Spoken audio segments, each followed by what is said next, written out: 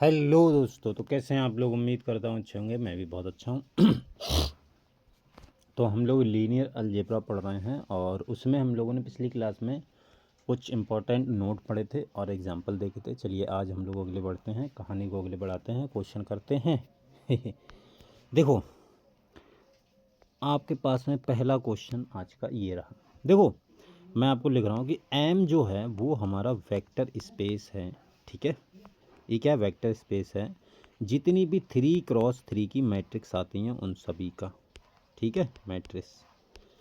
Clear, मैं आपको समझा दे रहा हूँ। एम जो है हमारा वो वेक्टर स्पेस है ऑफ ऑल 3x3 मैट्रिक्स। ठीक, और ए बराबर हमें दिया है मैट्रिक्स, ए बराबर हमें मैट्रिक्स दी है। कौन सी मैट्रिक्स दी है? 2 1 0 और 0 2 0, ठीक है, और 0 0 3, ये हमें मैट्रिक्स दी है। Then which of the following are subspace of M, हमें बताना है कि जो मैं फॉलो इस क्या बोलते हैं, जो ऑप्शन लिख रहा हूँ कौन कौन से ऑप्शन हैं जो एम के सब स्पेस होंगे। ठीक, पहला ऑप्शन देखो ए, पहला ऑप्शन ये है कि W1 हमको दिया है कि W1 x belongs to m such that a x is equal to x a. ठीक है, ये वाली condition. B W2 x belongs to a such that trace of a x is equal to 0। ठीक, and C option है हमारा W3 pen गड़बड़ करने लगा, x बिलोंग्स टू ए मैं सॉरी ए क्यों लिख रहा हूँ यार, ए नहीं है यहाँ पर। ठीक है, यहाँ पर तुम्हारा एम है, एम सच दैट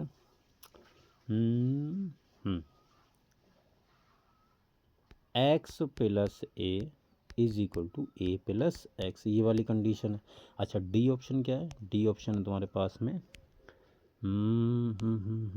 W4 दिया है तुम्हें, x belongs to m such that determinant of A x is equal to 0। ये हमको दिया है, हमसे पूछा है कि कौन सा ऑप्शन होगा जो सब स्पेस बनाएगा। बहुत अच्छा एग्जाम्पल है, गुड एग्जाम्पल है, और नेट का एग्जाम्पल है, नेट में आया हुआ सवाल है ये। चलिए देखो, तो आपको कुछ दिख रहा है इसमें कौन सा ऑप्शन होगा कौन सा नहीं होगा? ठीक है, ए ऑप्शन के लिए इसमें चेक करना पड़ेगा। ए ऑप्शन के लिए अगर मैं देखूं तो ए ऑप्शन के लिए मान लिया हमने कि दो वेक्टर मान लिए कि x1 कॉमा x2, ये किस में जा रहे हैं? W में जा रहे हैं, W1 में। ठीक, मैंने दो वेक्टर मान लिए हैं जो इसमें जा रहे हैं। अच्छा, अगर इसमें जाएंगे तो ये वाली कंडीशन फॉलो करेंगे, सीधी सी बात है। तो यहाँ से मैं ये तो क्लियर लिख सकता हूँ कि AX1 बराबर X1A एंड AX2 बराबर X2A, ये वाली तो लिख सकता हूँ कंडीशन। ठीक है, अब इनका सम कीजिए, तो सम करूँगा तो x1 प्लस चलो मैं या तो सम कर लूँ, अलग अलग दिखा दूँ, या मैं ये कर सकता हूँ कि भाई अल्फ़ा इंटू एक सेकेंड, हाँ, या मैं ऐसा कर सकता हूँ कि alpha into x1 plus x2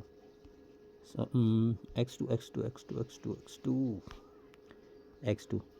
भाई मैंने आपको क्या बोला कि अगर आपके पास में दो वेक्टर हैं, सब स्पेस हमको दिखाना है, तो अल्फ़ा इंटू V1 और प्लस V2, ये आप दिखा दीजिए किसी में, W में मान लो कोई इसी कोई सब स्पेस बनाना है, या तो आप ये दिखा दीजिए या आप अलग अलग दिखा दीजिए।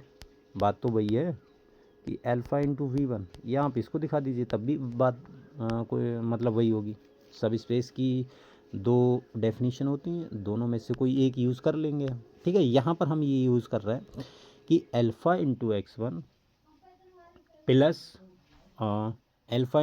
प्लस x2, ये हमको दिखाना है किस में? W1 में।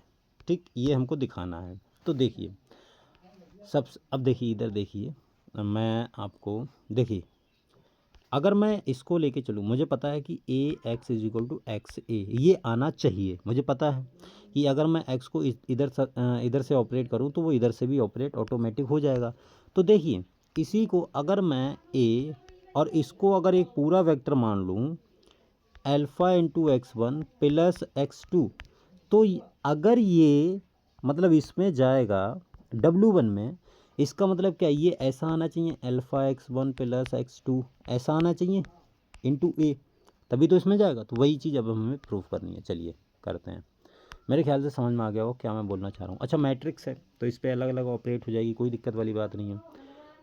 तो इसको alpha into X one plus A X two ऐसा कर सकता हूँ। अच्छा, कोई दिक्कत वाली बात नहीं है। अब ए एक्स वन, ये मैंने आपको बताया कि एक्स वन ए होगा, तो अल्फ़ा और इसको मैं एक्स वन ए लिख सकता हूँ प्लस ए एक्स टू, ये कैसा हो जाएगा एक्स टू ए।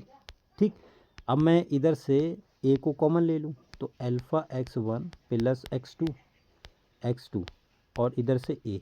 ठीक है, तो देखो ये वाली कंडीशन फुलफिल हो गई। बोलो, तो इसका मतलब क्या, ये वेक्टर सब स्पेस बन गया। कोई दिक्कत वाली बात नहीं है। बन गया कि नहीं बन गया। सेम देखो दूसरा, देखो दूसरा क्या बोलता है कि ट्रेस जीरो आना चाहिए we.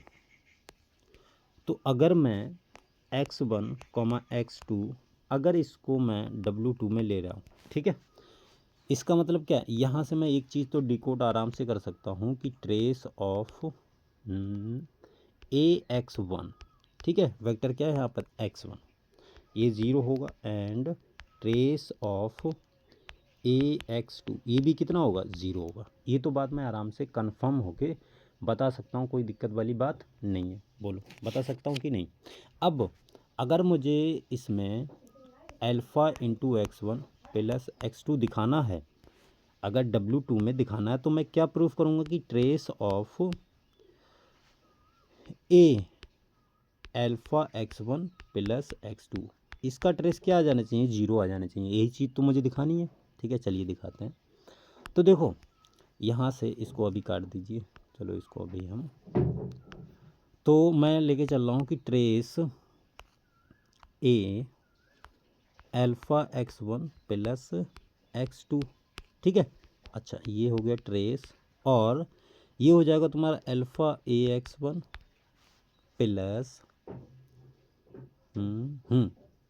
Plus A X to.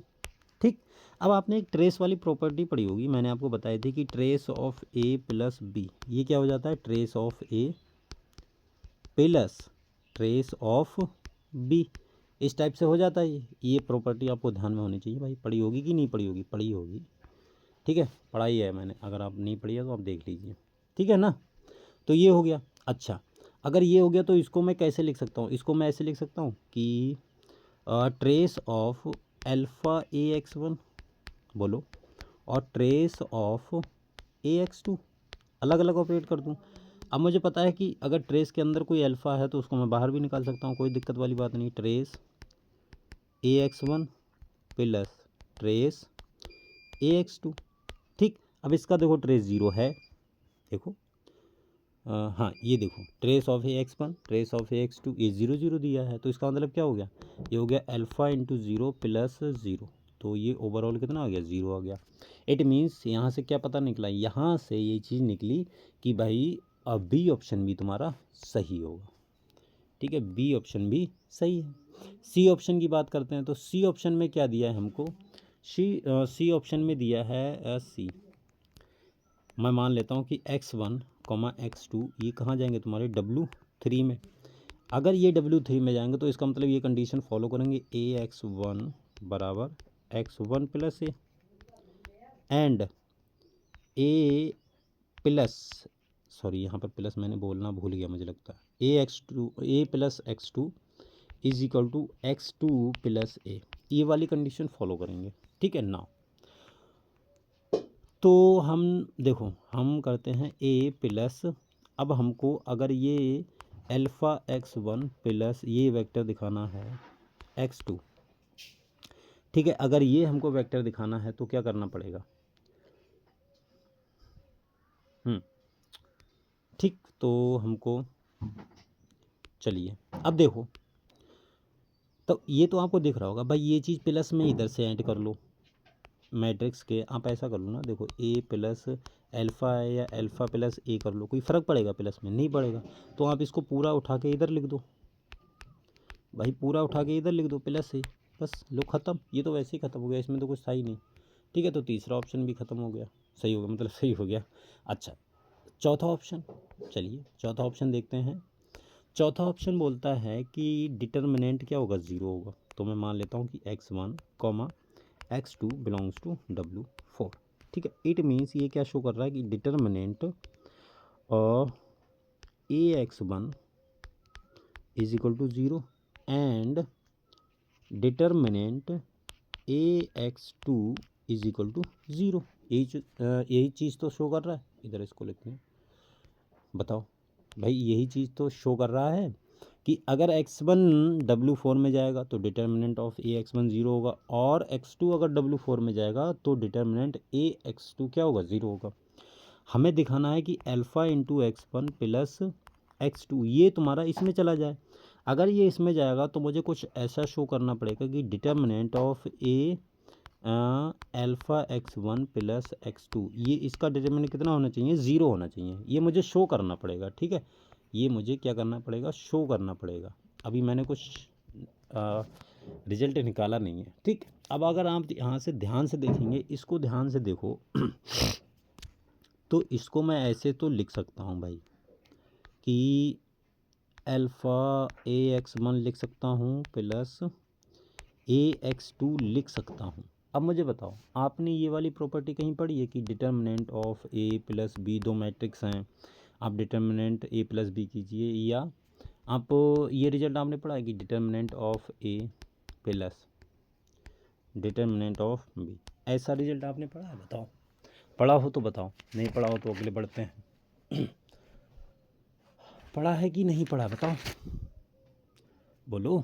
नहीं पढ़ा है भाई। डिटरमिनेंट में ये रूल नहीं होता कि भाई यहाँ पर अलग अलग सॉल्व कर लो। आप मैट्रिक्स ले लीजिए, दोनों का डिटरमिनेंट निकालिए। ठीक है, अलग अलग डिटरमिनेंट उनका, मान लो आपने मैट्रिक्स ए ली, उसका डिटरमिनेंट निकाला, मैट्रिक्स आपने बी ली, उसका डिटरमिनेंट निकाला, और दोनों को ऐड कर दिया, उसका डिटरमिनेंट निकाला, तो ये बराबर नहीं होता। ठीक है, ये कुछ ये अलग होता है, तो ये रूल नहीं होता है। इसका मतलब क्या है कि इसको हम अलग अलग सेपरेट नहीं कर सकते हैं। ठीक है, इसको हम अलग अलग सेपरेट नहीं कर सकते हैं। ओके,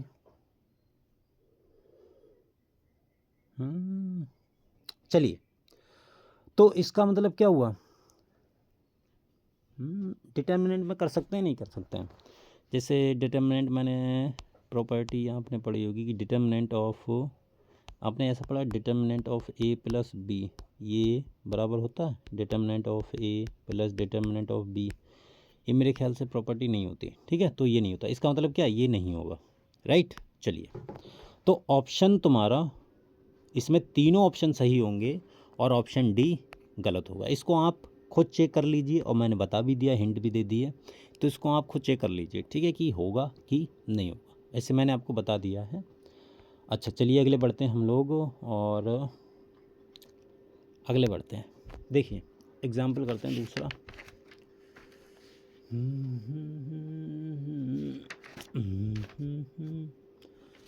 देखिए, एग्जाम्पल है दूसरा, आपको बताना है कि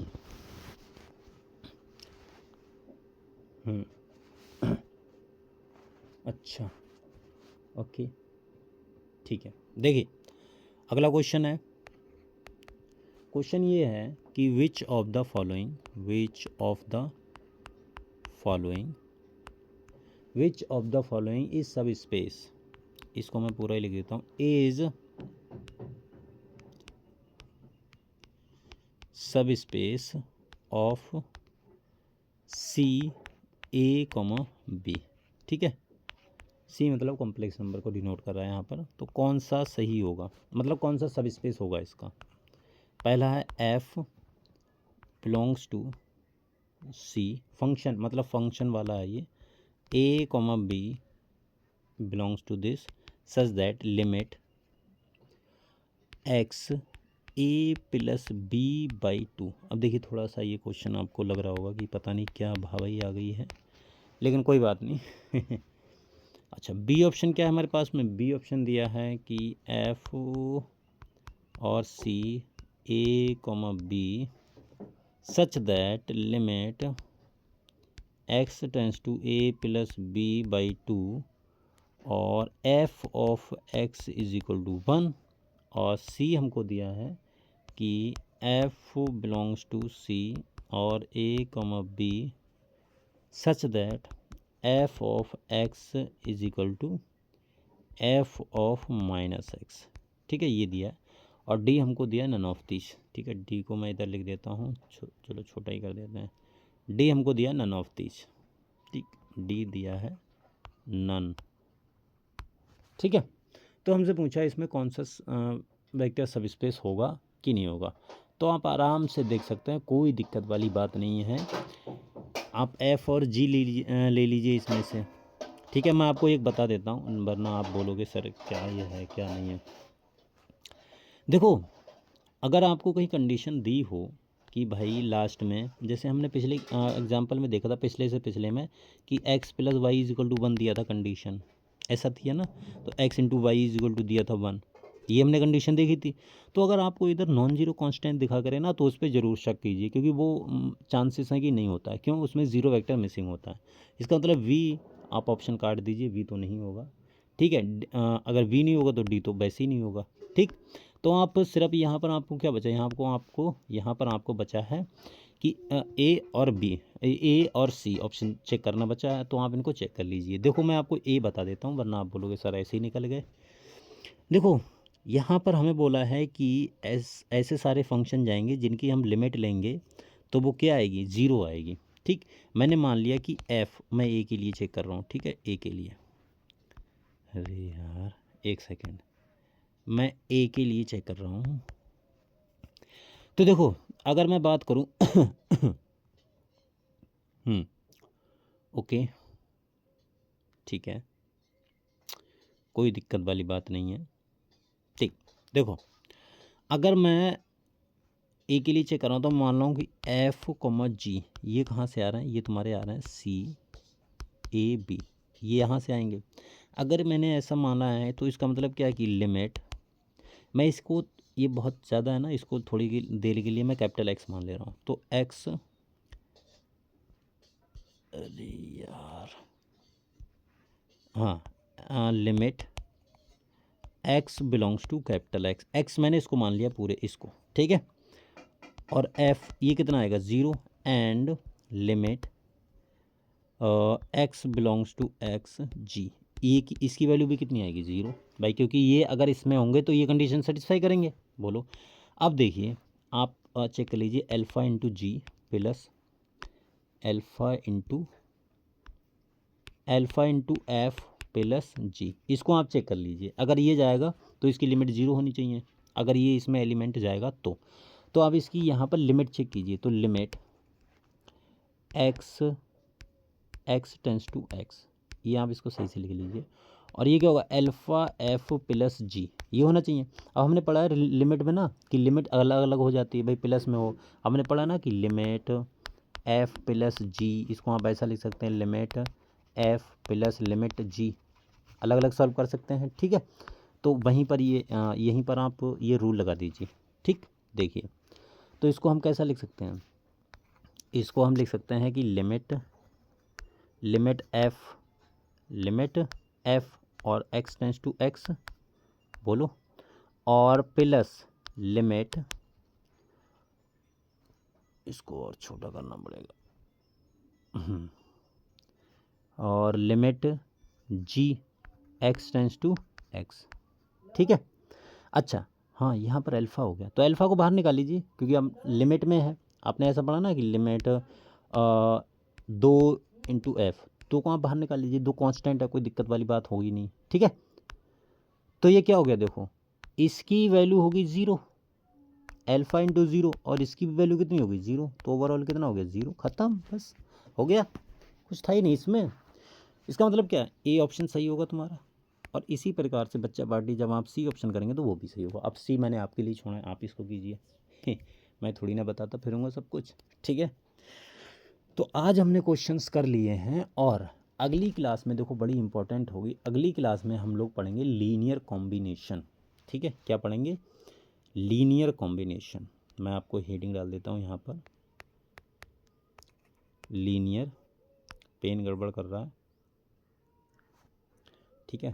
देखिए, अरे यार